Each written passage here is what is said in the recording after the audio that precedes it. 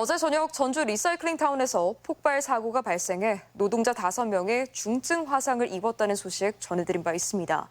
경찰과 소방당국은 인화성 가스가 지하층에 왜 쌓였는지, 발화 원인은 무엇이었는지 합동 감식에 나섰는데요.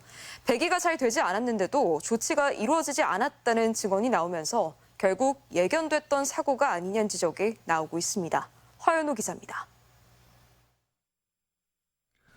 전주권 음식물 쓰레기 처리 시설인 리사이클링타운.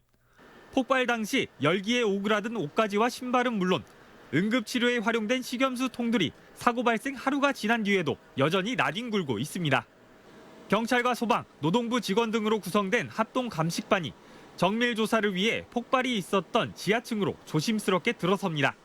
어떤 물질 때문에 사고가 났는지 확인하려고요. PSM 대상 설비가 있는데 그거 공정하고 또 연관성이 있는지 그것도 좀 저희가 살펴봐야 될 것 같고요.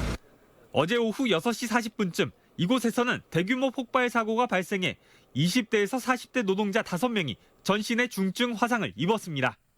사고를 당한 노동자들은 제 뒤로 보이는 음식물 쓰레기 처리 시설 지하층에서 배관 교체 작업을 하고 있었던 것으로 전해졌습니다. 사고가 난 지하층은 음식물 쓰레기 폐수에서 발전 연료용 메탄가스를 뽑아낸 뒤 걸러낸 찌꺼기들이 배관을 타고 모이는 곳입니다.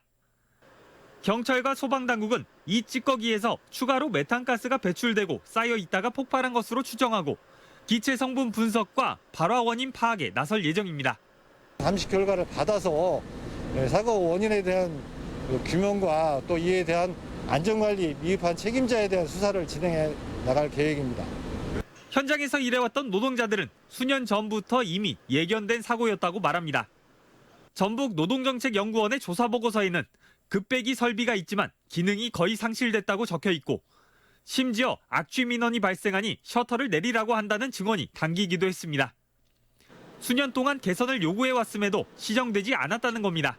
거기 안에 들어가면 숨을 못 쉬기 때문에 생명의 위협을 느끼고 정비를 할 때도 몇 번 있었어요. 정말 숨이 막혀서 쓰러질 만큼. 지하층에서 마지막으로 메탄가스 측정이 이뤄진 건 사고 2시간 40분 전인 오후 4시쯤. 배관 교체 작업에는 스파크가 튈 수 있는 망치나 심지어 토치를 활용하기도 한다고 알려졌지만 야간 교대 뒤 작업이 시작된 6시쯤에는 측정도 이뤄지지 않은 것으로 파악됐습니다. 하지만 운영사 측은 내부 보고 없이 팀장급 직원들의 자체 판단에 의해 이뤄진 작업이라며 책임을 미루는 듯한 해명을 내놓기도 했습니다. 저희도 알지 못한 사고이기 때문에 천재지변으로 볼 수도 있을 것 같기도 하고요. 어떤 사고를 하다 보면은 약간의 사고는 있을 수 있다라고 보고 있는데 이번에도 충분히 경고된 참사를 막지 못한 것은 아닌지 의문이 커질 수밖에 없습니다. MBC 뉴스 허연호입니다.